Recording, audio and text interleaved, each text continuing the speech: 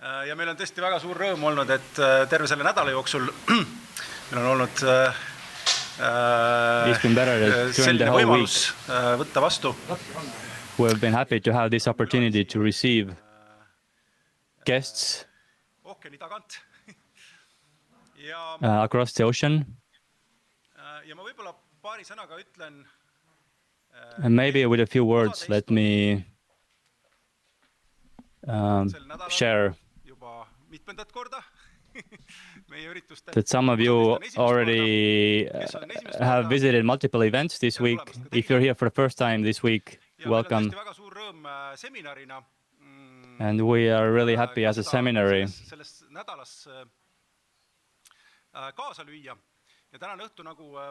to contribute into this week. And tonight, as you all have seen, it's a special night. And because today we are introducing a brand new edition book in Estonia, Is God a Moral Monster? Is God Cruel in Estonian language? And I want to use this opportunity to thank everyone who has been part of this project. Especially, it's also super special, most special that the author of the book is with us today, but also I'm very grateful to Gülvi, who helped to organize this. I also want to say thank you to my father, who's the translator of this book, and also thank you to Külliki, who's the editor, and all the others who have contributed. Thanks to all of your contributions. The book got ready actually unusually fast, quickly. And tonight everyone can also purchase this book. But that being said, I give word to our Dean, Mark, who will introduce our keynote speaker of tonight. Hello from me. Is God cruel? No. But the problem of evil is one of the most difficult questions. Isn't that so? Why God allows suffering and evil to exist? This is a philosophical question. It is also a personal question. If people are going through personal tragedies. But as an Old Testament professor, this is also a problem that I am dealing with. How to go through our faith. I mean, how... So what we read from the Old Testament about God, what about God's command to Joshua that Canaanites need to be destroyed? Isn't that ethnic genocide?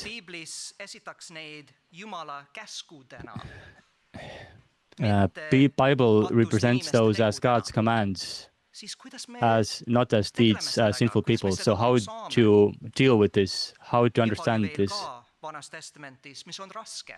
And there are also many other difficult things to understand in the Old Testament. Why Moses' law in the Old Testament, seems like, that it's permitting slavery, that there seems to be like a systemic slavery and many other topics. But I believe that the Bible is inspired by God. I believe it. I teach it in the seminary. But how to cope with those biblical passages that seem the opposite. So this is the topic of tonight. Dr. Paul Copan is a professor of philosophy and ethics at Palm Beach Atlantic University in the US. He has written or edited about 45 books.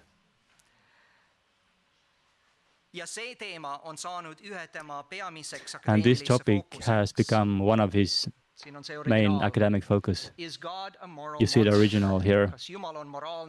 Is God a moral monster? This is the original title. this is maybe a bit more poetical than the one that we have in Estonian. But starting from today, this has been translated into 11 different languages, which shows that it's a popular book.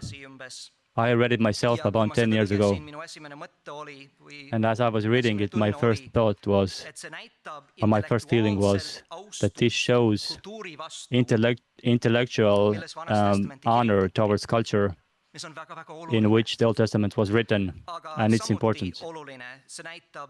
But likewise, it's important that it shows spiritual honor or respect towards God. It shows both,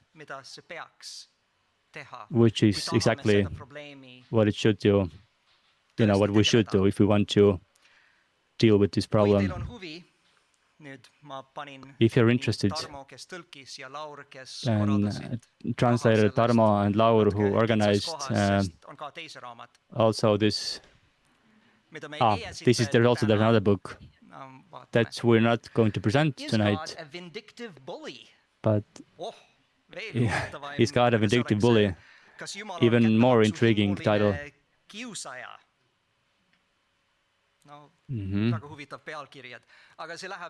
Interesting title. But this goes even deeper in this topic. So we are very glad to present the new Estonian translation of the first book. Is God a moral monster? Or is God cruel? And we're very, very honored that Dr. Paul Copan, the author, is with us. But before he comes here, he'll give around 45 minutes of presentation.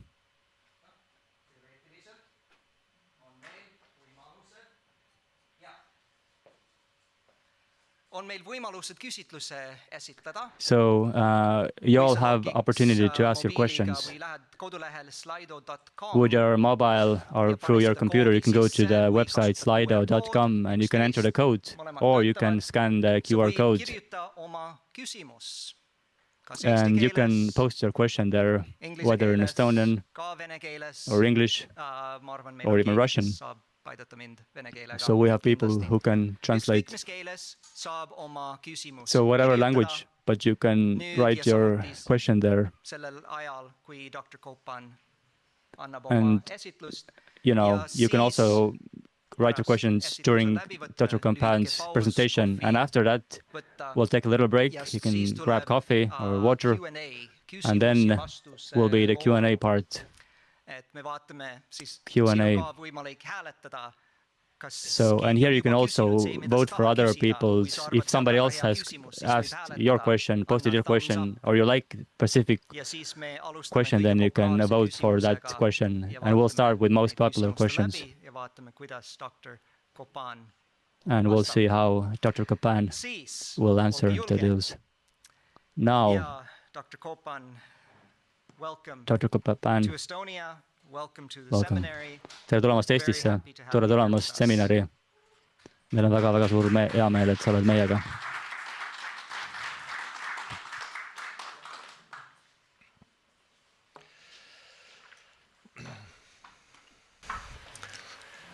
Well, it really is a great honor to be with you all, brothers and sisters in Christ, here in Estonia. I have been so touched, along with my wife, to be with such a kind, welcoming people who are doing great things for God here in Estonia. And thank you for Kylvi and many others who have been involved in the preparation and planning of our coming. It's been good to team up with Sam, Raju in speaking together at various venues. And I also want to thank my fine translator who did this book translation in a very, very short time. And so I just wanted to give thanks for your efforts and your partnership in the gospel. In discussing this book that has been launched in Estonian, I just wanted to mention a few of the themes in the book to whet your appetite and to give you an idea of what is there. And as Mark mentioned earlier, I've built on that first book, Is God a Moral Monster, and have developed other themes and responded to other questions, but have also strengthened responses to some of the questions I've addressed earlier. So you can take a look at some of those things at Amazon or wherever you look, but Is God a Vindictive Bully? A book called Christianity Contested, and another book, Did God Really Command Genocide? But I wanted to say a couple of words about how this book came to be. In the aftermath of September 11th, there were a number of atheists, they were called the New Atheists, who rose up and not only attacked Islam, but all religion as being dangerous, as being poisonous to society. And I read some of the comments that these atheists made about the God of the Old Testament. One of them said that the God of the Old Testament is one of the most unpleasant characters in all fiction. And I looked at their statements about this God of the Old Testament, and I used their statements as my chapter headings and wanted to respond to those challenges and show that they had often misunderstood what the scriptures were saying. But in other cases, it was an opportunity to go deeper into these questions because there are legitimate concerns being raised. And so in some ways, we can thank the New Atheists for bringing up these questions for a fuller engagement. And this has been a new ongoing project of mine ever since that book has come out. Let me say something about the common misperception about the God of the Old Testament, who seems to be so different from the God of the New Testament, as some people claim. Now remember that Jesus and his followers, their scriptures were the Old Testament. These scriptures were what informed them, what shaped them morally and spiritually. And there are some people, even within the church, who want to keep the Old Testament at a distance and even ignore it altogether. And I say we cannot properly understand Jesus and his ministry and the books of the New Testament without a grasp of what is going on in the Old Testament. We read in Exodus 34 that God is gracious and compassionate, slow to anger, and abounding in loving kindness. But he will not leave the guilty unpunished. In the New Testament, likewise, we have the Apostle Paul saying in Romans 11:22, "Behold then the kindness and severity of God." In C.S. Lewis's series, The Chronicles of Narnia, children's books, but adults can profit from them very much, he talks about the Jesus figure, Aslan the lion, who is described as being good but not safe. And The Old Testament does portray a God who brings judgment, but the Old Testament also portrays a God who is renewing his covenant with his rebellious people. He is forgiving them.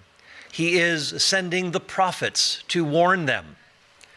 He tells them that he doesn't desire the death of the wicked, but rather that the wicked turn from their evil ways and live. And so God is often acting in a last resort measure when he brings judgment. In fact, when we come to the question of the Canaanites who are to be driven out of the land, the Lord tells Abraham in Genesis 15:16 that he is going to wait until the sin of those Canaanites has reached full measure. So it would have been wrong for the Israelites to go into the land of Canaan before that time. So God is waiting patiently until he finally says, that's it, the time for judgment has come. And of course, you may remember that the Canaanites themselves were engaging in acts that would be considered criminal in any modern society. Incest, bestiality, ritual prostitution, infant sacrifice. Their gods did these things, and the Canaanites did these things. And we see in the Old Testament a God who is kind and compassionate and forgiving, but a God who also brings judgment, as the prophets proclaim. But Jesus himself comes in the New Testament and engages in a very prophet-like manner when he, for example, warns the cities of his own day in Matthew chapter 11, when he says, "Woe to you, Bethsaida and Chorazin! If the miracles performed in you had been performed in Tyre and Sidon, they would have repented in sackcloth and ashes." And he said it would be more tolerable for those ancient cities than for you in the day of judgment. Jesus is warning with severity. Jesus is described as one who himself says, "Come to me, you who are weary, and I will give you rest." But Jesus is also, as Revelation 12 tells us, one who will rule the nations with a rod of iron, a picture of severity. So we see the grace of God in the Lamb who sacrifices himself. But the book of Revelation also reminds us of the wrath of that same Lamb who does bring judgment. There is a continuity rather than a conflict between the God of the Old Testament and the God of the New Testament. And Jesus does not distance himself from the God of the Old Testament. In fact, he identifies with him. In fact, he himself is divine. Jude 5, in our best Greek manuscripts, says this: Jesus, after he delivered the Israelites from Egypt, afterwards destroyed those who did not believe. Jesus, acting in judgment in the Old Testament. And Paul says in 1 Corinthians 10:9 that Christians should not test Christ as the Israelites did in the wilderness, and serpents were sent among them. So don't test Christ as the Israelites tested Christ.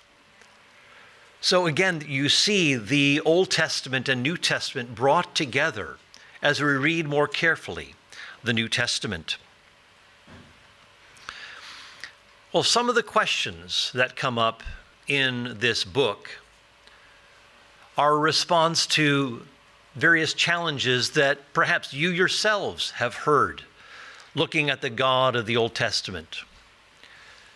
How can God be jealous? That seems to be very insecure and petty.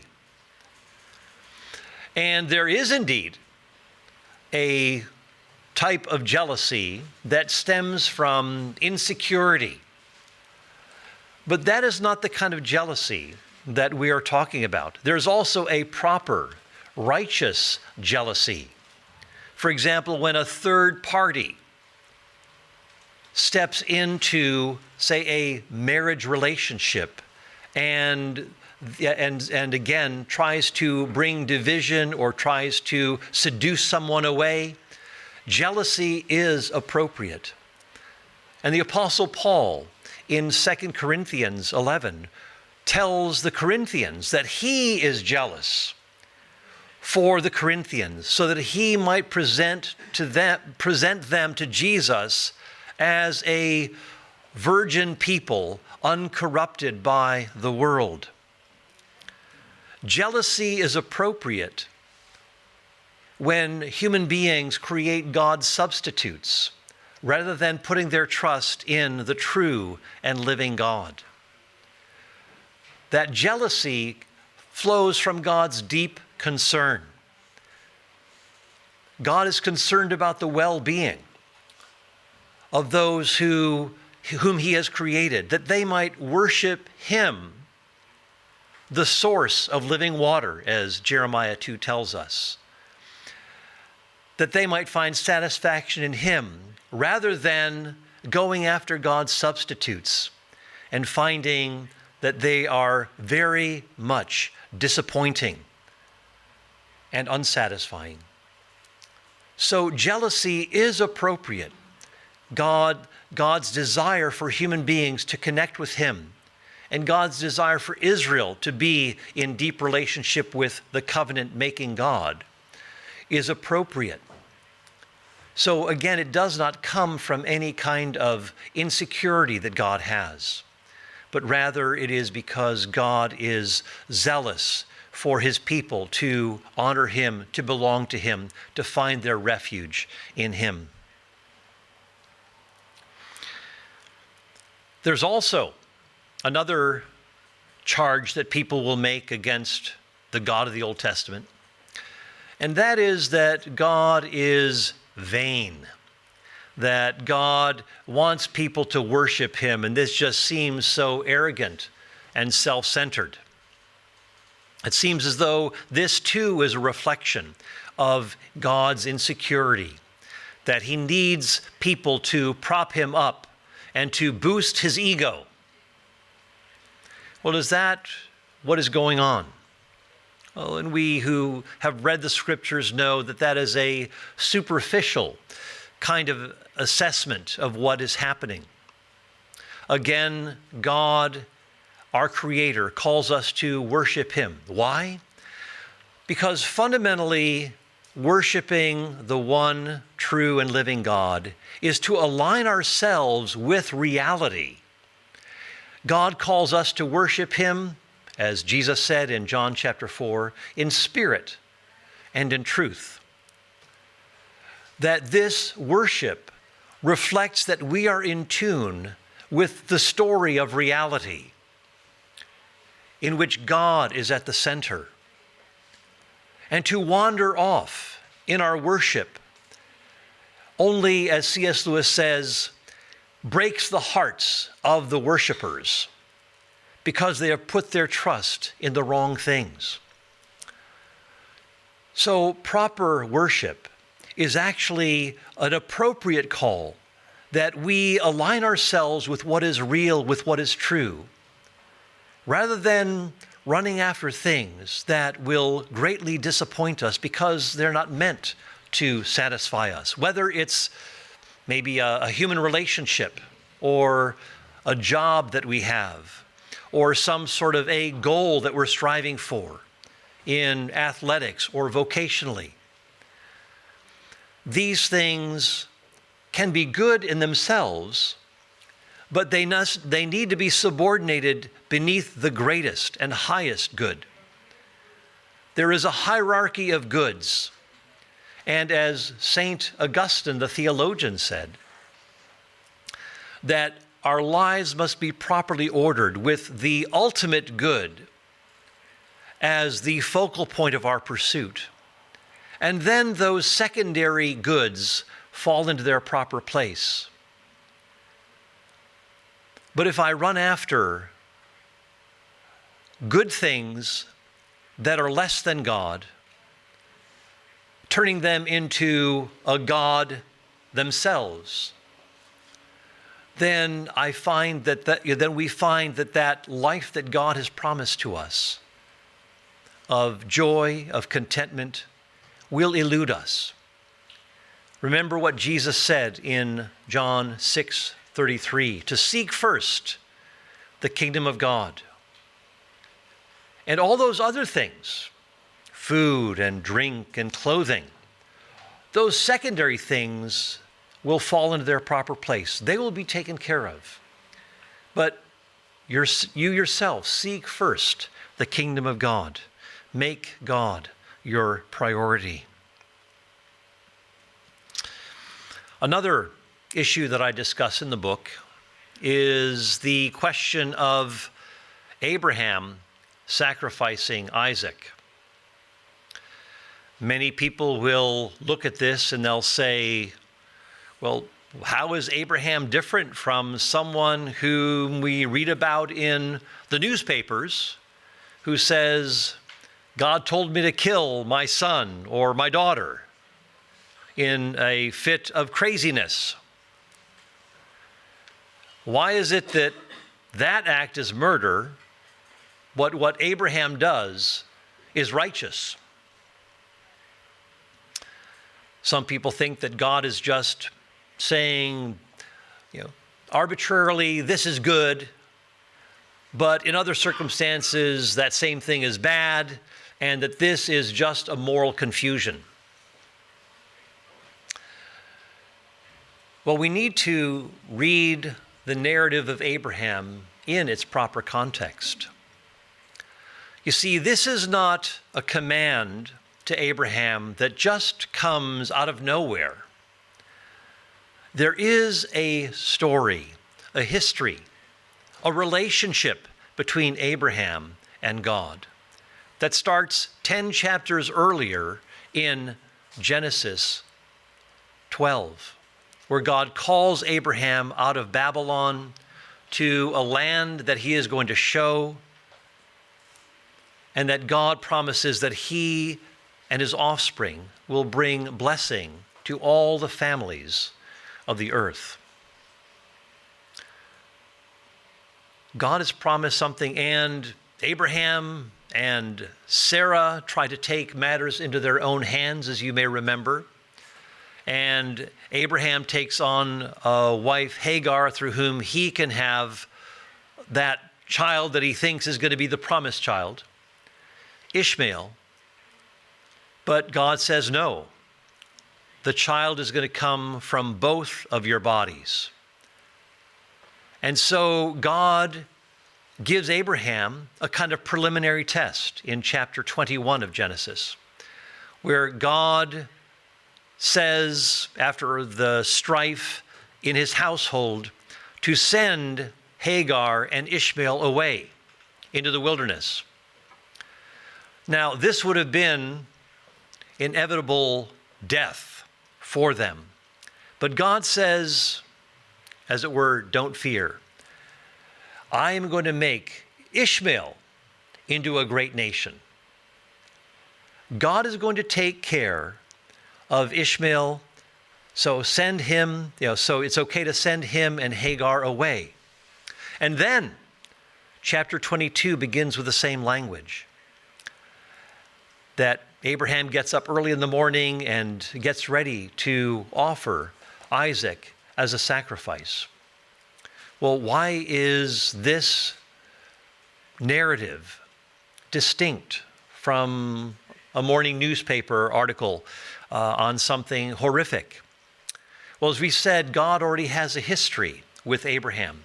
And when we look at any moral act, we must consider the broader context, because often those surrounding facts will help us to assess the morality of that act. Abraham has a history with God. He's a friend of God. And God has already given Abraham a preliminary test with Ishmael. And now it comes to Isaac. But notice who Isaac is. Isaac is the one who is going to be the means of blessing to the nations. In other words, when God is saying, offer up your son, whom you love, God is actually doing so in a very tender way. He's saying, please take your son, your beloved son, your one and only son, and offer him up. Abraham doesn't know what the outcome is going to be, except he does say this. He is confident that Isaac will accompany him back, because Abraham tells his servants, we, Isaac and I, will go, and we will return. He was confident that God was going to keep his promise in one way or another, because Isaac was a miracle child. God brought about a great miracle through this birth. And Abraham reckoned, as Hebrews 11 says, that God could even raise the dead. God could do that because God was going to be faithful to his promise. So those other facts are very important as we think through the morality of what God commanded Abraham regarding Isaac. There's a broader context that involves a history, a relationship, a miracle, a preliminary test. So it is much, much different than your ordinary horror story that you read in the morning newspaper. What about the question of slavery in the Old Testament? That's probably the second leading question that people ask about. How could God promote slavery? Well, just a few things to be said here. The kind of slavery that is being talked about in the Old Testament is far different from what we understand in modern day slavery. In fact, it's better to speak in terms of servitude or even contracted labor than to speak of slavery, which is, again, a very misleading term that stirs up the emotions. And so something like servitude would be a better term in its place. But people typically in ancient Israel would become, because of their economic troubles, they would have to sell themselves into servitude. But there are also provisions that God made to keep people from getting to that point.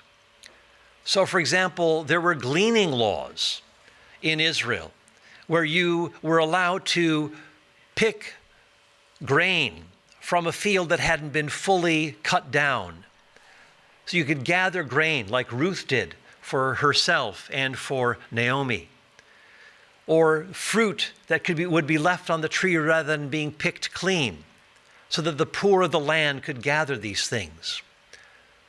Also, there's a 6-year term limit that once a person served for 6 years, then his debt was taken care of, and he'd go about as a free citizen, no longer under contract within Israelite society.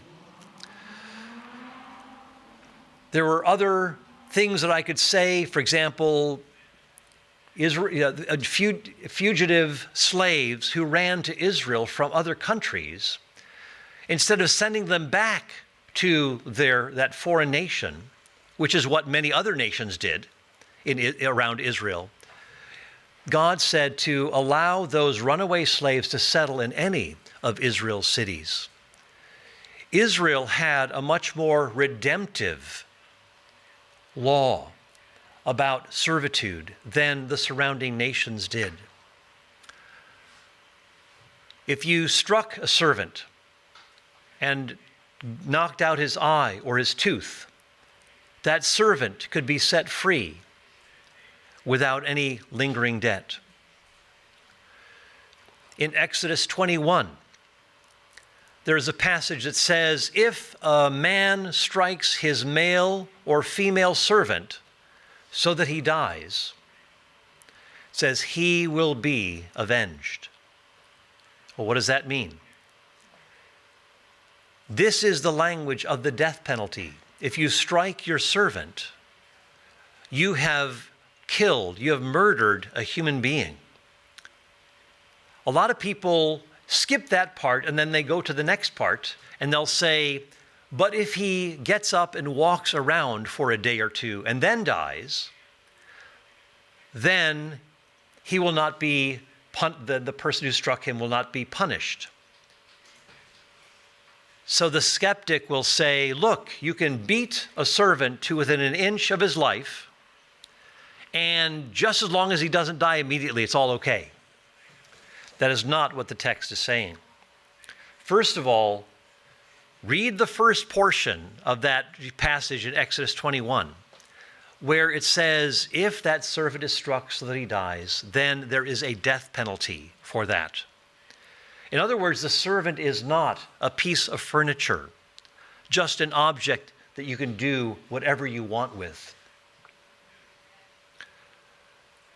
Furthermore, that next portion goes on to say that if he gets up and walks around for a day or two, then there is no, so it doesn't say there is no punishment, but the same word is used, he will not be avenged. In other words, there won't be a death penalty because this is not murder, but manslaughter. So it was not intentionally murdering someone. And so the benefit of the doubt is given in this case. I could say other things, and I look at a number of different texts, but let me just say a few things about the matter of warfare in the Old Testament. This is the leading question that I get asked, and perhaps is the one that stands out in your minds as you read the Old Testament text or as you interact with people who are skeptics. And I point out in the Moral Monster book that this warfare that is undertaken, as we said, comes only after hundreds of years of waiting until the time is right. It considers the wickedness of the people who are in the land, and that God is going to bring the Israelites into that land in order to prepare the way for the coming of the Messiah, through whom salvation is to come to all nations, including those that are being driven out. So God's long-term plan is to include those nations, the Jebusites, the Canaanites, and so forth. And in the prophets and in the Psalms, we see that those nations are mentioned as being the objects of God's salvation. In fact, in Matthew 15, Jesus meets up with a Canaanite woman to whom he brings blessing and salvation. I also point out in the book that the battles in the book of Joshua, for example, are, these cities that are mentioned are actually military and administrative centers rather than general population centers. So it really turns out to be the Israelites engaging in combatant warfare. And even when it says man, woman, young, and old, it uses that sweeping language, even though there aren't women and children there. I'll give an example of how this works. In Numbers 21, we see that there is a battle in which the Israelites are fighting against, remember, those two kings, Sihon and Og. And in one of these accounts, we're told that the Israelites are fighting against the king, his sons, and his army after the people have been driven out of the villages. So the king, his sons, and his army, and they are defeated. But you read Deuteronomy 2 and 3, where that same battle is being recounted. Deuteronomy uses ancient Near Eastern rhetoric and exaggeration to say that man, woman, young and old were utterly destroyed. Well, when you read the original battle, there wouldn't have been women and children there. It was just armies fighting against an army fighting against another army. And this could be repeated in various battle situations, including when Saul fights against the Amalekites. Saul fights against the Amalekites in 1 Samuel 15. The narrator tells us that the Amalekites were utterly destroyed. But then in chapters 27 and 30, David is fighting against an Amalekite army. Again, the very word utterly destroy, haram in Hebrew, is often mistranslated, and it simply can mean to be victorious over, or sometimes it can simply mean to go into exile. For example, in Jeremiah 25, where the Lord says he's going to haram, sometimes translated utterly destroy, the cities of Judah, and then they're going to go into exile, but it looks like they will no longer exist. But it is only going to be for 70 years, and then there will be a return to the land of Judah. So they have not been annihilated or utterly removed. The nation remains intact. And it's kind of like this picture, and I'll just finish with this. My wife and I were just, and Sam and his wife, Amy, were just in Berlin. And my mother, who came from Latvia, by the way, and my grandmother from Lithuania. My mother survived the bombing of Berlin. I had other relatives who survived the bombing of Dresden, Germany. And when you think of Nazi Germany, the concern of the Allied forces was not to eradicate Germany, but to get rid of Nazism. And what you have at the end of the war is the German people largely in place, but all of the symbols, the Nazi hierarchy, the flags and monuments and so forth, those were destroyed. But the German people remained intact. The goal was to remove that Nazi identity. And God's concern about the Canaanites was to remove the idolatrous and sexually immoral identity. And if the Canaanites lived in the land without trying to connect to their idolatrous ways, then they could live alongside the Israelites, just as long as they were not a threat to the covenant of the Lord that he had made with Israel. Now, I'm going to have to leave it there because we're out of time. It's time for a little bit of a break. We took a few minutes, so you can take 10 more minutes. 10 more minutes, okay. All right. That's very kind of you. The warfare passages that I mentioned, some people maybe are troubled by the language of hyperbole or exaggeration. How can God mislead so many readers into this idea that people were utterly destroyed? It looks like genocide. Well, what I encourage people to do is to read the biblical text more carefully, to actually scrutinize and see that there are hints of something else going on. But first keep in mind that, as I said, in the ancient Near East, war texts typically used exaggerated language, very much like our own modern day sports trash talk, as we call it, where we talk about one team totally destroying another, or we really annihilated those guys.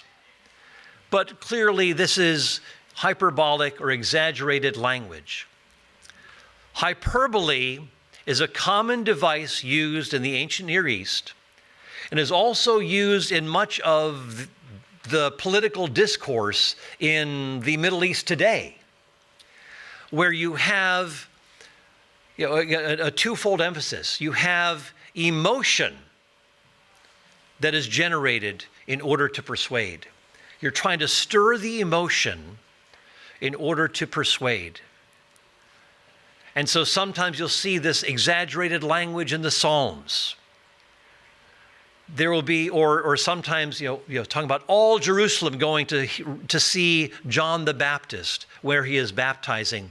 And so, there is this exaggerated language that is used. And this is common in war texts as well, where Pharaoh Thutmose III, or Ramesses II, or Ramesses III will talk about turning their opponents into ash, and that the enemy is no more, that only the Pharaoh was left standing with his army, and there was no one else to oppose him. But when you actually look at the historical records, these are exaggerations. That's, in one case, Pharaoh Thutmose III barely won, even though he talked about turning his enemies to ash. In another account, you have a Pharaoh saying that he totally slew all of the sea peoples like the Philistines. But it turns out those Philistines and other sea peoples rose up and actually conquered part of eastern Egypt a century and a half later. You also have King Mesha of Moab saying that Israel is destroyed forever. But that was actually over 100 years premature, because the Assyrians would do that, which King Mesha of Moab claimed he did. So we know from history that there are these exaggerations. But what is interesting is that the Israelite texts, when they have these mentions of war and utterly destroying and so forth, you will see repeatedly mention of survivors, which is what the surrounding nations never mentioned. So the scriptures in these war texts will mention that this city was destroyed, Devere, or others, and then a few chapters later it'll say, and then that city was taken. Well, I thought it was already taken earlier, but then it's mentioned again that city was taken. Or we see that the land, Joshua says, the land had rest from war. But then we read at the end of the book of Joshua, in chapter 23, where he says that many other nations still need to be driven out. And in the next book, which is Judges, you see repeatedly in chapter 1 that the Israelites could not drive them out. They could not drive them out. They could not drive them out. That's a theme that is repeated. So you have in the one column what looks like utter destruction, no survivors. But then in the other column, you have mention of plenty of survivors. And so there is this kind of idealistic language as well as realistic language. And I like to use this example to illustrate the idealistic and the realistic. In Deuteronomy chapter 9, God tells the Israelites that he is going to drive the Canaanites out quickly. But 2 chapters earlier, God says he's going to drive out the Canaanites little by little, gradually. Well, which is it? Is it quickly? Or is it gradually? Well, it turns out that it actually is gradually, that it is a kind of a slow movement of occupying the land, of driving out the Canaanites. And by the way, the command to drive out the Canaanites is the dominant command, and the kill language is actually far less than the driving out commands, which by a ratio of 3 to 1, actually. But these are a few things that I try to bring out in what I've written, and of course I extend some of those things in my book, Is God a Vindictive Bully, and another book called Christianity Contested. But hopefully this gives you enough of a picture of what is going on, of some of the challenges that come from the biblical text as we read them as 21st century Westerners. But keep in mind that many of these texts, when read by people who are non-Westerners, who are often when Christians are a persecuted minority in other parts of the world, they strongly resonate with these texts where God is bringing judgment upon the oppressor, where God is striking down those who are persecuting and bringing harm or tyranny to the righteous. And so I spoke to I mentioned this a few times, but I spoke in Canada a couple of years ago, and I spoke on some of those harsh-sounding psalms called the imprecatory psalms, and I talk about them in that book, Is God a Vindictive Bully? But after I was done speaking on these harsh-sounding psalms, which actually some of them are quoted in the New Testament, a person from Rwanda by the name of Victor came up to me, and he said, I'm so glad you preached on those harsh psalms. We in Rwanda and other parts of Africa, when we are persecuted, these verses give us strength. When God is bringing judgment upon wicked nations, this resonates with us. There is a God who is concerned about the tyranny and the oppression against the innocent and the righteous. And so these, when read from another perspective, we often find a different angle being portrayed here, rather than from the perspective of kind of the privileged Westerner who may be very much removed from that kind of persecution. So hopefully some of these things will be helpful as we think through those issues, as we respond to the objectors who raise these questions from the Old Testament. I'm not saying that I've resolved everything, but hopefully I've given enough material where we can actually advance the discussion significantly and take a good deal of the sting out of those passages, and to say, there's a lot more to consider than your quick dismissal of that passage. Some people are not going to be patient and don't want to hear what you have to say. They will not read the Old Testament text with a more charitable spirit. But for those who are willing to listen, those who are willing to work through these issues and say, okay, let me give it a chance, I think you can make very good progress in discussion about these challenging passages. So may God guide you and give you wisdom and strengthen you in your faith as you wrestle with these texts and perhaps see them in a way that you hadn't seen them before. So thank you very much for listening, and I'll turn it over to you.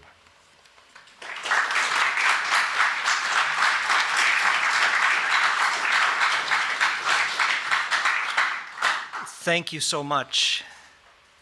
And I appreciate how you ended. We can't answer all the questions, but we can help people to think through and to think faithfully and intelligently. Thank you.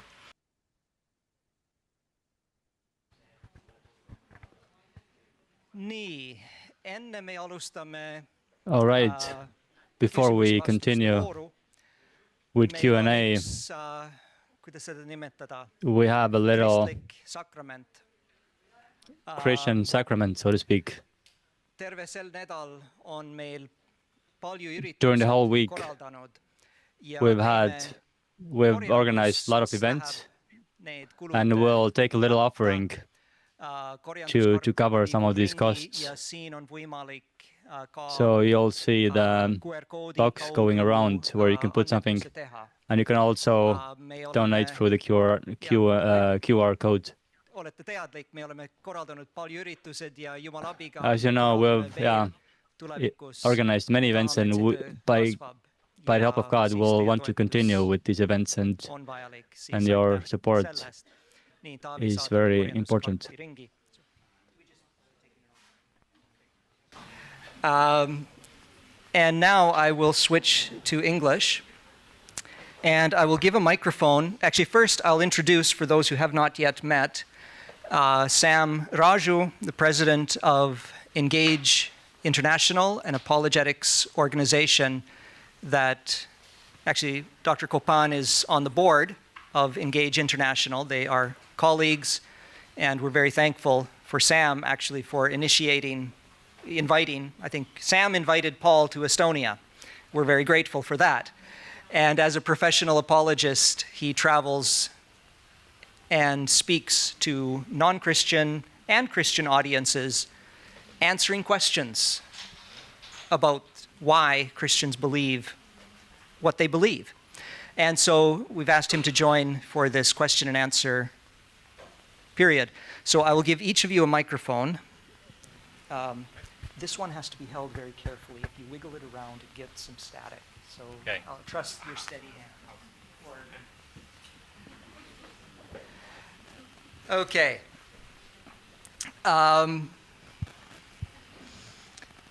The questions for anyone who logged on to Slido, the questions are visible on your phones, and you could vote.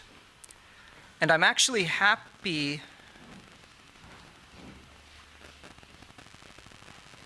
Okay, question order changed, the most popular ones. Okay, we'll start with the most popular. So, Paul or Sam, the first question, actually maybe this is directly more for Paul, for your book. The most popular question, if you mention that there are justifiable exaggerations in war texts, how do we know other texts are also not exaggerated? I assume they mean in the Bible. Right. Well, the question about exaggeration and biblical reliability often come up. And I point out to people that this is part of the literature of war texts in the ancient Near East. And when you read those ancient war texts and you see similarities between those texts and Joshua, for example, you say, oh, this fits within a particular type of literature, and I need to understand it within that context. If I say, once upon a time, then you think I'm about to tell you a fairy tale. It's not about, oh, this happened in Tallinn 775 years ago. And it concerns this historical person. No, and Jesus does this too. He says the kingdom of God is like. And he tells the story of a man who discovered treasure in a field, or found a pearl of great price. And Jesus is not referring to any historical person. And so we don't say, oh, Jesus is misleading us because he's not referring to a particular historical person. No, we just take these exaggerations as part of a text, or a type of literature within the biblical text that's common in the ancient Near East. Just as we treat poetry. For example, in Psalm 106, we read about the plagues of Egypt. You know how many plagues of Egypt are mentioned? 6. But I thought there were 10. Well, this is just the nature of poetry, that it's not going to give you, everything literally. It's going to use metaphor. It's not going to be rigid about historical details. So this is something to consider. But keep in mind, when you read the exaggerations, remember that there are also realistic presentations of survivors. It's, again, that word that is often mistranslated, utterly destroy. There is also alongside that mention of many, many survivors that live alongside the Israelites and so on. So that gives a realistic portrayal that it is not absolute hyperbole or exaggeration, and that there's nothing more to help cushion that or to qualify that. Unlike other ancient Near Eastern war texts that do not mention survivors, they just mention total obliteration, and that's the end of the story. So hopefully that gives you a little bit of a picture that we need to take the scriptures according to the type of literature that they are, and it starts to fit, it starts to make sense. Yeah, thank you. I just notice our Methodist Seminary hermeneutics teacher, Alan Kroll, is sitting in the second row. Does he nod in approval that he always teaches? Thank you. You interpret the Bible based on the genre of literature, and war texts is something specific that in the ancient Near Eastern world was understandable. Poetry, exaggeration is normal, it's poetry. Yeah, each one has to be looked at separately. Yeah. Okay, then question number 2. If God defines ethics, why defend him to atheists? Oh, then it jumped around. If God defines ethics, why defend him to atheists with reason? Their critique rests on subjective morals, not objective truth.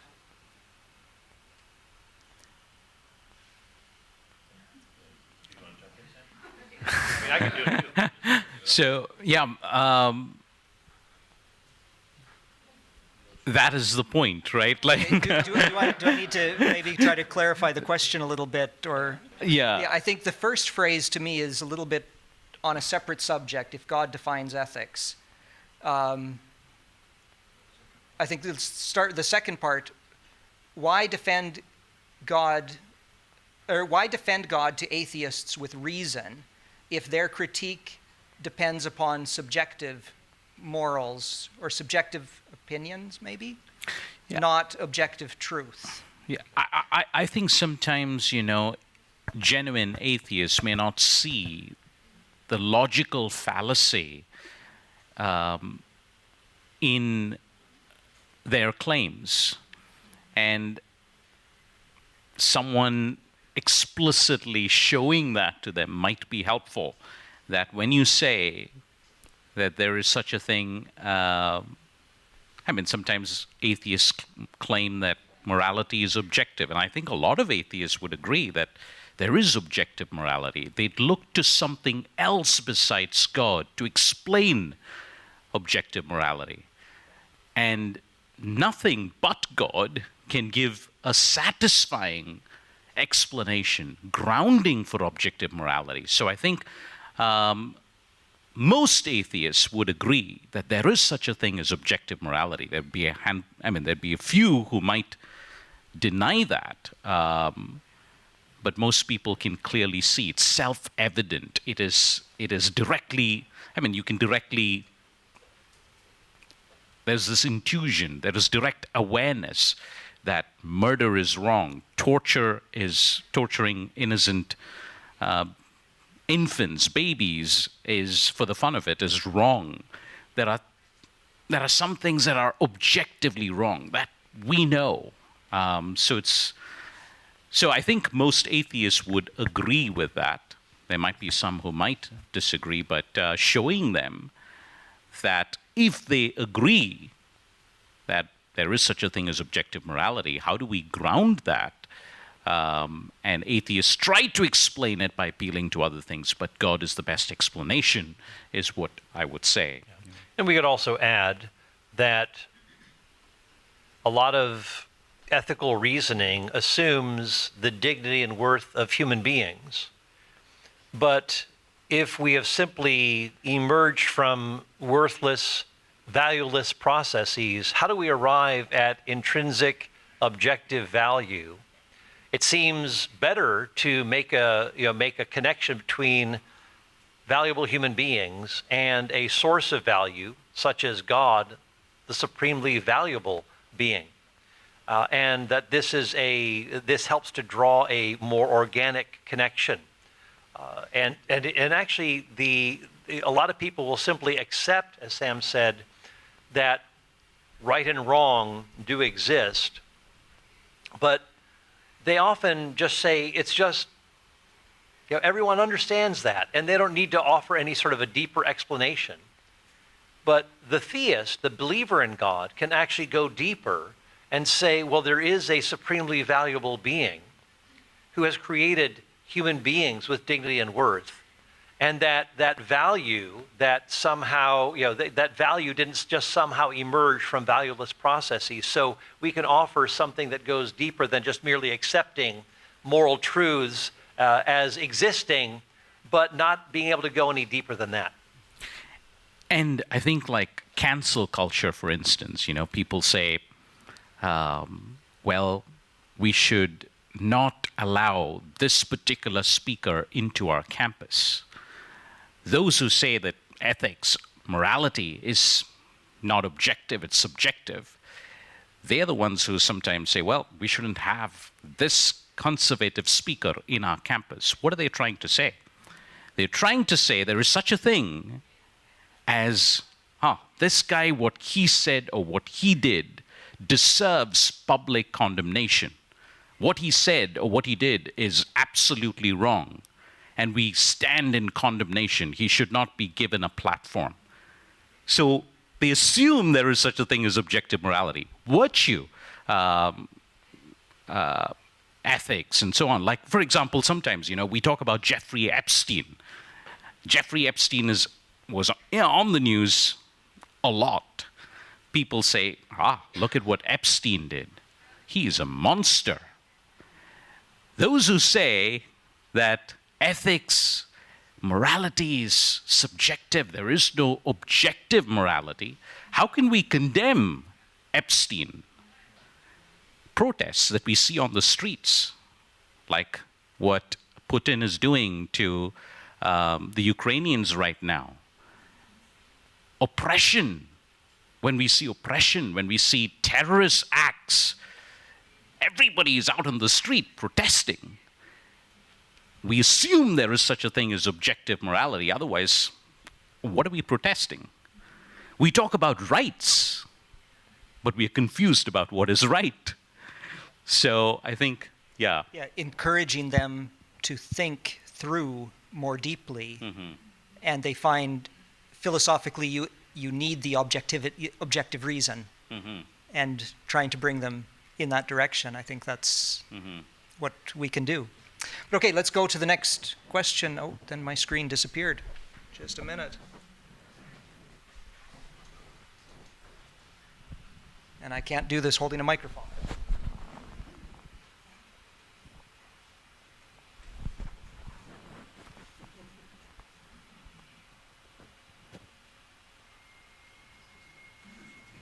Okay, there we go.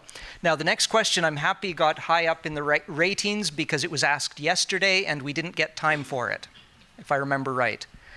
This question now is, if people are not neutral and always reinterpret evidence, suppressing the truth about God, then how effective are evidence-based arguments versus presuppositions? Or I guess, how effective are evidence-based arguments as opposed to just their assumptions, maybe is the idea. Well, I think that when people reject evidence, it's good to find out what they take to be true, why they disagree with evidence, and ask them what constitutes the evidence for their particular viewpoints. We are going to operate on the basis of what we take to be true and what actually grounds the person who is the evidence resistor. What sorts of things does he believe? And it does remind us that the will is often involved beyond the evidence. I mean, how many people stop smoking cigarettes because they see a warning label on the cigarette box? Oh, I'm not going to touch a cigarette again. Look at that terrible warning that this could cause cancer or something. No, I mean, people will do all kinds of things, even though they know that negative consequences come with certain habits if you engage in them too long. So, a lot of times evidence is not really the issue, but there are often underlying matters that are deeper, more personal, that are perhaps the greater place that needs exploring. I've mentioned in a number of places and talks, and some here while in Estonia, that some of the leading atheists in Western history, Marx, Freud, Nietzsche, Feuerbach, Madeleine Murray O'Hare, to modern atheists like Christopher Hitchens or Daniel Dennett, that they have had negative to non-existent relationships with their own fathers or father substitutes. Now, that doesn't disprove atheism, but it does remind us that there may be underlying issues that prevent them from accepting a heavenly father because their earthly father has been such a great disappointment and an untrustworthy authority. So it's worth exploring and finding out why maybe people get angry. I don't know if you ever talked to an angry atheist, but if you talk to an angry atheist, know that there's something beneath the surface that goes beyond the intellectual to a deeper kind of emotional, personal, volitional issue. And I think it's just good for us to ask. It seems like you're really angry about static. Something disappeared. It seems like you're really angry about this topic, and I'm just curious where that anger comes from.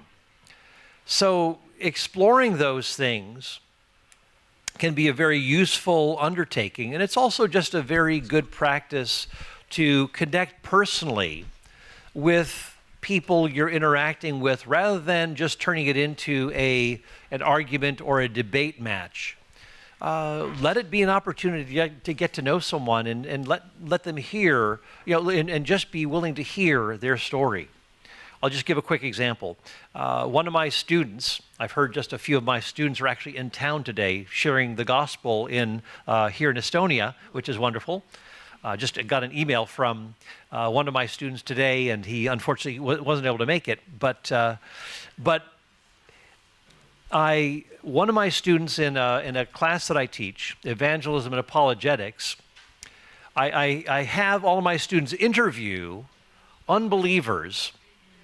And so one of them interviewed an unbeliever and found that he was getting a lot of issues thrown at him that he didn't know how to handle. So I said, well, why don't we just meet with that unbeliever and have a conversation? So we got together for a cup of coffee, and all three of us sat down, and I just let this guy, his name is Walter, said, Walter, why don't you just tell me your story? So he talked for about 45 minutes and told all the things that he found wrong with Christianity and why he left the church. And it became very evident that the reasons that he gave for leaving the church were very, very superficial. And I said, Walter, I think you left the church way too soon. You left the Christian faith way too soon, because none of those objections are really substantial. I just find them to be kind of peripheral to what the main issues are. So I said, I would really encourage you to reconsider some of these things. So it was a good opportunity to just let that person talk. And see, when you let someone else talk, you are, in a sense, building credit to be heard in return. So be a good listener. James 1:19, let everyone be quick to listen and slow to speak. And that can often be a way into discovering some of those underlying presuppositions. And I think sometimes people are not aware of their assumptions. They don't even think that they have any presuppositions or assumptions, but when we ask questions, you're bringing them you're helping them realize that there are some assumptions underlying all of this as well. So I think questions play that role as well. So people who argue for presuppositionalism, they give evidence too for why we should be presuppositionalist and not doing evidentiary apologetics. So evidence, I think, is very important for all of us, irrespective of what view we hold. It's not like we can dismiss evidence completely. And I think in our culture today, sometimes I don't know if it's safe for us to say that everybody is consciously rejecting God. There is some sort of conscious rejection of God, but also it doesn't pass through the existence of God or arguments for God's existence. People have not seriously taken the time to consider it, and they have a plausibility filter. When you say Jesus loves you, that statement doesn't pass through their plausibility filter. So evidentiary apologetics helps clear up intellectual obstacles people have so that they can seriously consider the truth claims of Christianity. Yeah, that's good. People are complicated. For some people, they need an intellectual answer. Some people need an emotional encouragement or an emotional answer. And we have to be ready for both. So I think there is definitely time for both. So, next question. Which of the new atheist challenges have you found personally to be the most difficult to think through and respond to?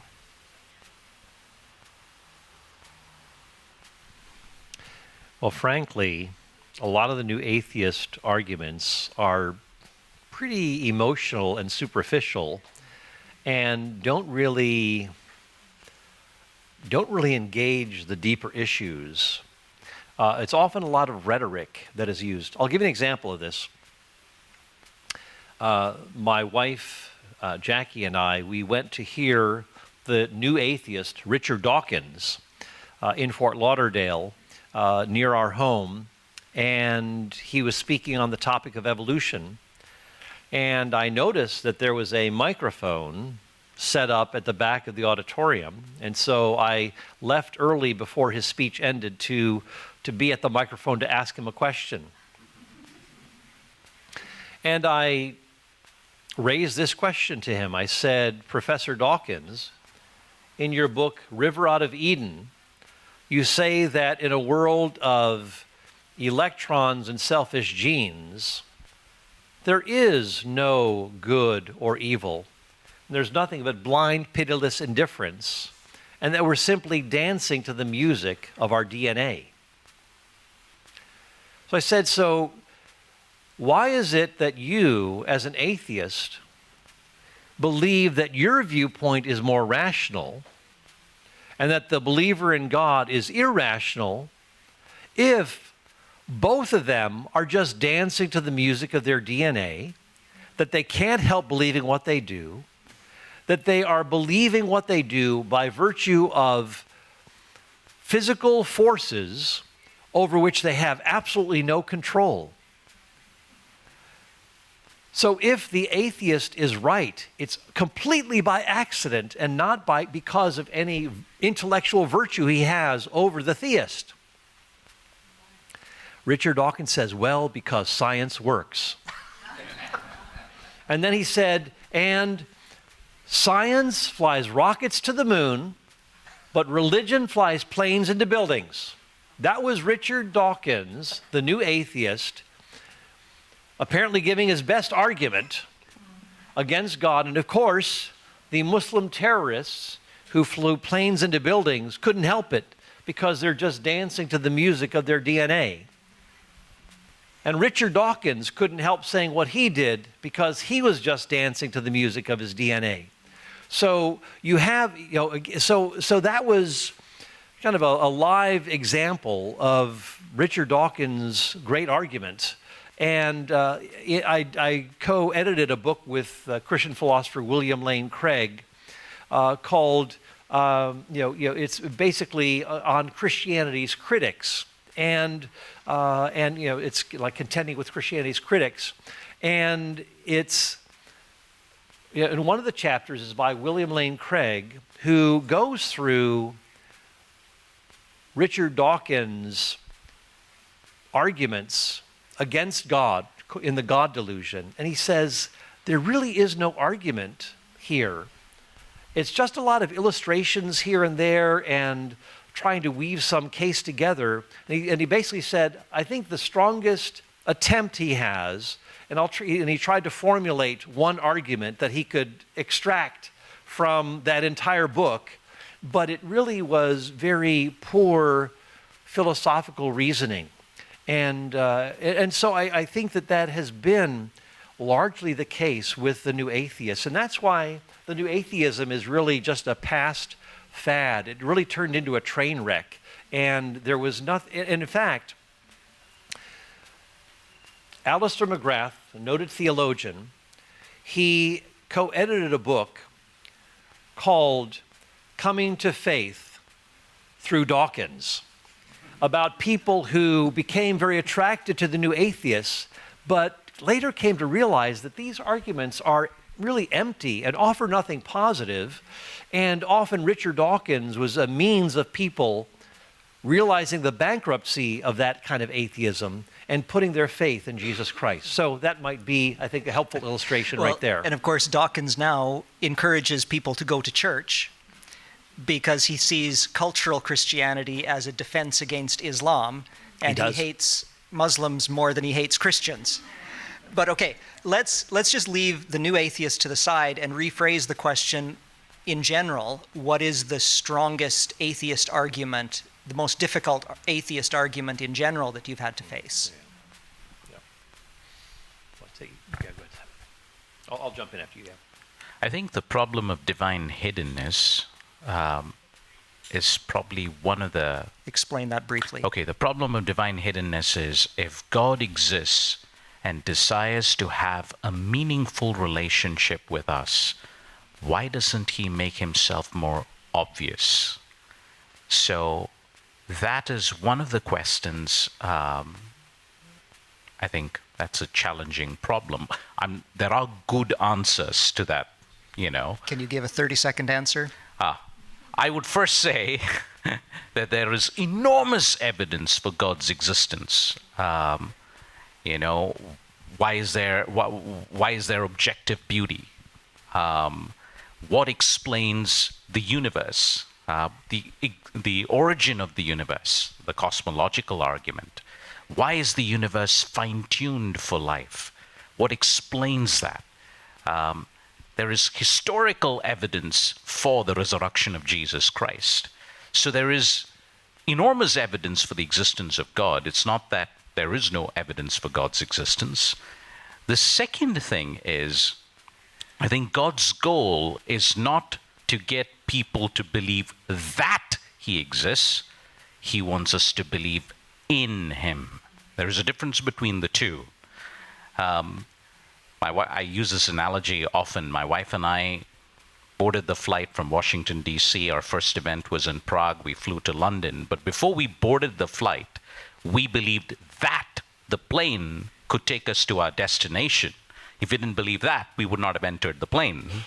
But having believed that this plane is capable and can take us to our destination, we acted on that belief and entered the plane and sat on the seats that were assigned to us. Now we have trusted in the plane. So God's objective is not that a bunch of people believes that he exists. His objective is that people enter into a meaningful relationship, a loving relationship with Him, believe in Him. So, first, there is enormous evidence for the existence of God. Second, keeping in mind God's intent of having relationship. As someone said, God has given us enough evidence to make faith reasonable. At the same time, He has left enough out to make sure that that faith is an act of trust. It's an intentional choice as well. I would raise a couple of issues, and I'd say the problem of evil tends to be the larger category in which we could raise a number of other specific issues. And I will say this, the problem of evil is something that all people have to deal with. Every philosophy of life has to deal with the problem of evil. And the question is, which worldview does a better job of addressing or giving resources for working through the problem of evil, including giving us courage and fortitude and hope as we wrestle with the problem of evil. One particular problem that I've been working on is the question of hell. How should we understand the doctrine of hell? Again, the question of evil often emerges within that context. Is the doctrine of eternal conscious punishment something that is morally justifiable if God exists? And I've co-edited a book that's coming out in December called Concerning Hell, and it presents two different views from 6 different disciplines. It's called Concerning Hell, and one view is the eternal conscious punishment view, the traditional view, and then one is called the annihilationist or the conditional immortality view. And so, to philosophers, to biblical scholars, to theologians, and down the list, they are debating this topic back and forth and setting forth their case. I take the more traditional view of hell as being eternal conscious punishment, that there are degrees of judgment, and that God will not judge anyone too severely or too harshly, or too leniently, but that it will be indeed just. And I could argue that that there is rebellion that goes on. It's not as though it just stops when a person is in the final state, but it actually continues on and so forth. And so there are issues to be wrestled with. I do take a view that is similar to C.S. Lewis's view that fundamentally God says that God says to human beings, "Your will be done," rather than instead of human beings saying to God, "Your will be done."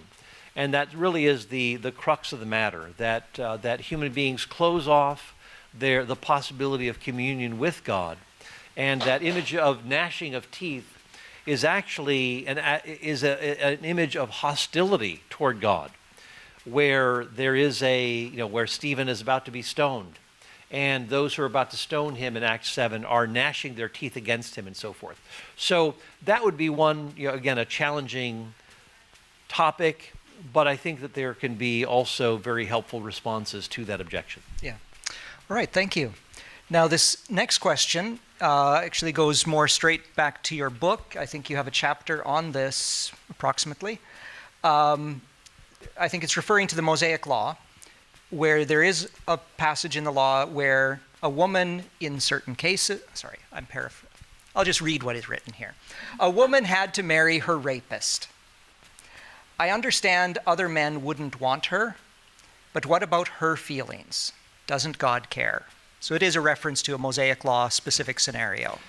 Yeah, you can read about these passages in Exodus 22 and Deuteronomy 22. So you'll see that there are parallels. And in Exodus 22, there is it is not forcible rape, it is actually seduction, which is different. We would call that statutory rape in at least the United States. And so in this case, it is the seduction rather than the forcible rape. And so the question remains, with someone who has had sexual relations, and it says, and they are found out. Not he is found out, but they are found out. So there is a cooperation. Then it does raise the question, what happens to this young woman who, if there is not a marriage, then she becomes she is seen as a less likely prospect for marriage because of that sexual encounter. And so in Exodus 22, it talks about if the father absolutely refuses to give his daughter to her, then he has to pay. So it seems that there is a fatherly concern that is being exerted here, but also a father who is concerned in that way would also confer with his daughter, do you want to go through with marrying this man who seduced you or not? So we have to be careful about, in a sense, rigidly reading these texts. And also there are certain nuances that come with the verbs that are being used. In Deuteronomy 22, there is a case of adultery where you have three cases of kind of sexual immorality. One is with adultery, and again, both the man and the woman are judged are seen as guilty. In another case, there's a forcible rape of a woman in the countryside, and she cries out and no one hears her. And then thirdly, there is a lesser, kind of a milder verb that is used that indicates seduction. And so in that case, there is the possibility of marrying someone who is seduced. So technically statutory rape, but again, there has been cooperation. It says if they are found out rather than he is found out. And so that is a bit more of the context that needs to be understood as we look at those texts. And again, take a look at the chapter that I have that deals with that particular topic. Just want to check, is statutory rape, do you understand the phrase, those that are listening in English? Okay, an example would be in the U.S. system, and someone who might for be example, underage. A 16-year-old girl and a 21-year-old boy. Right. They voluntarily have sex, but because she's underage, it is considered statutory rape. It doesn't mean rape as in forced, violent, but it is a violation. It's a sexual relation that's a violation of the law. Yeah. And of course, in the ancient Near Eastern culture, the laws and details culture is different. But yeah, I think, does that clarify a bit? Yeah, okay. Okay, I think we have time for one more question, and this is a good one to end with. And the wording here, I think, might be very important. Why does everybody have to worship a God who came to the ancient Near East? Not who came from, but who came to the ancient Near East? Yeah, that's a great question. Who wants to jump on that one? Okay, yeah. Yeah, I do love the wording of that, because this is exactly right, that God begins where people are, and in this case happens to be in the ancient Near East.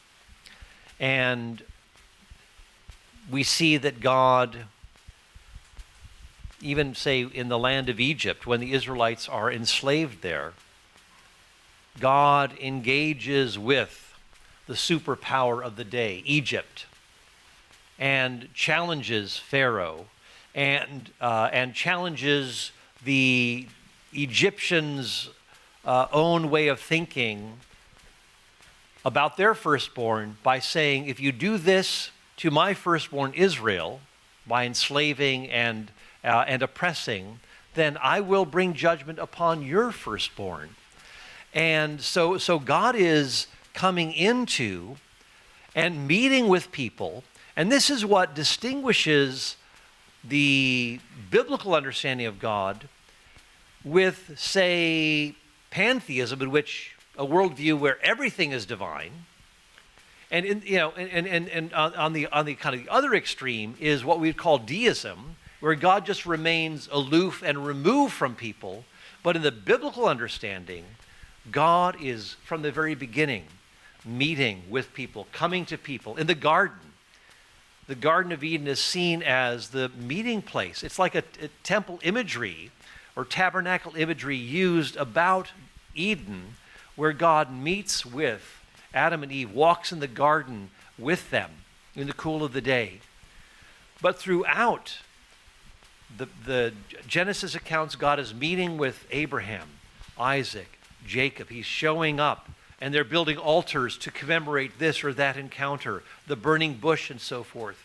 And then you see the tabernacle and the temple, where God's presence comes into this, these places in a localized way, to indicate that this is the meeting place where God and human beings come together.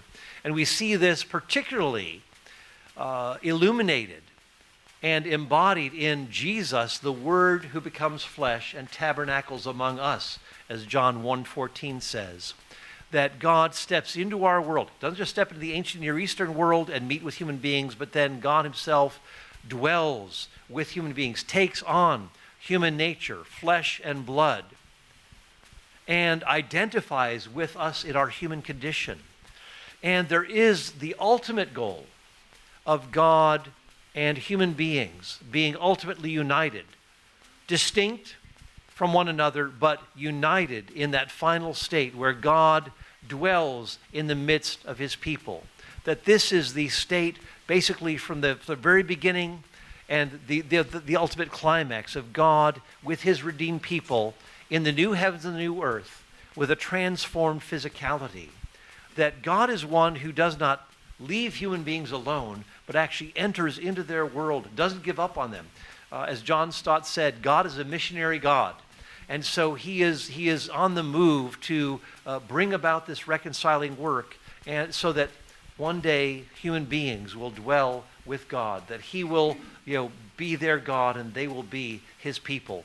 So that's really the biblical vision. And so God's coming to the ancient Near East, I think, kind of sets that whole thing in motion, to prepare us for that language of the new heavens and the new earth, where God is in the midst of his people.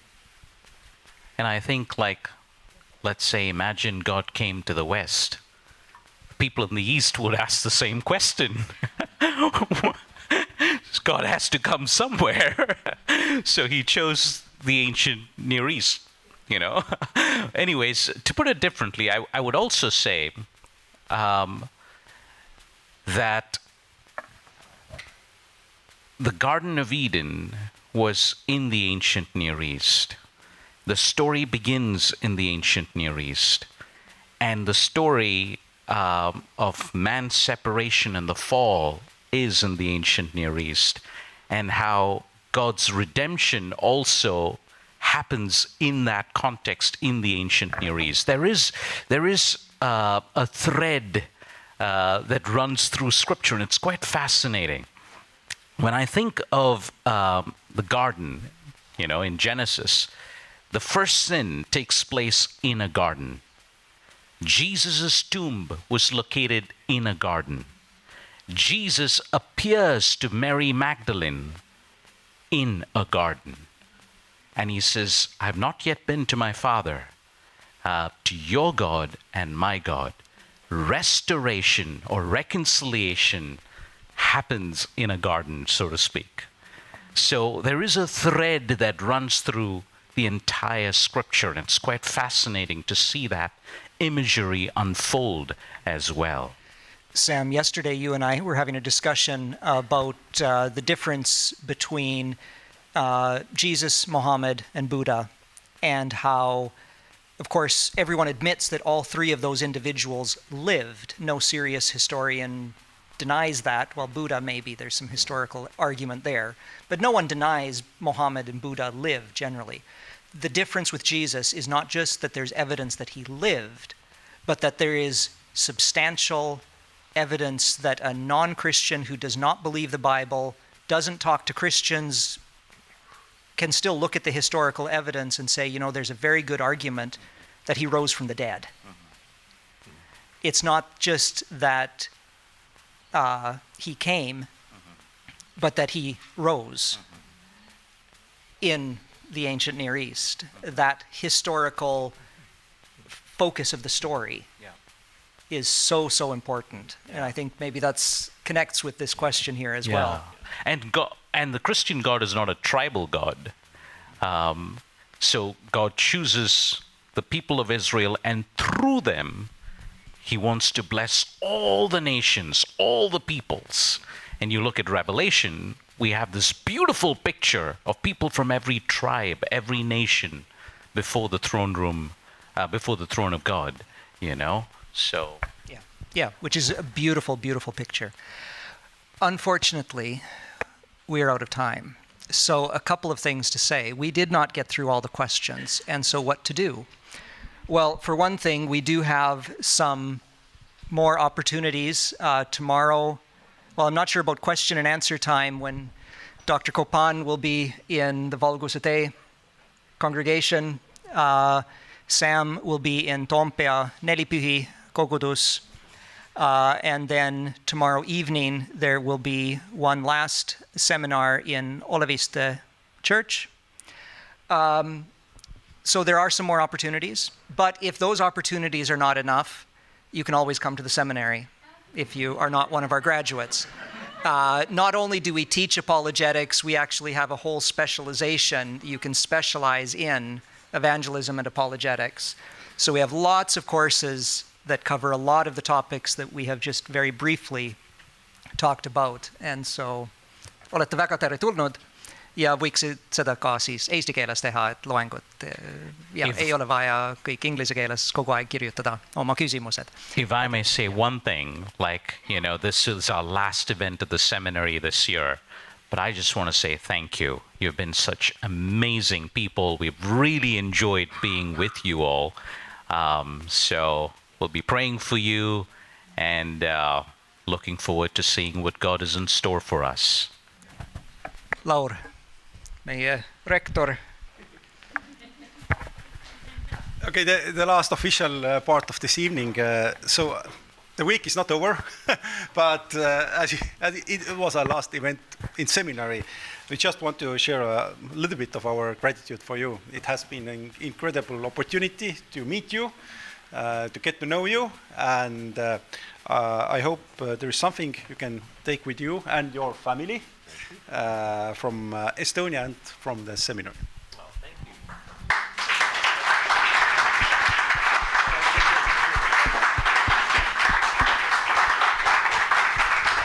And ma paluksin, et Külvi tuleks ka siia. Nüüd ma enam ei suuda. Meil on sulle ka väikene tänu, sest Külvi on ikkagi olnud see key person kogu selle nädala kujunemisel.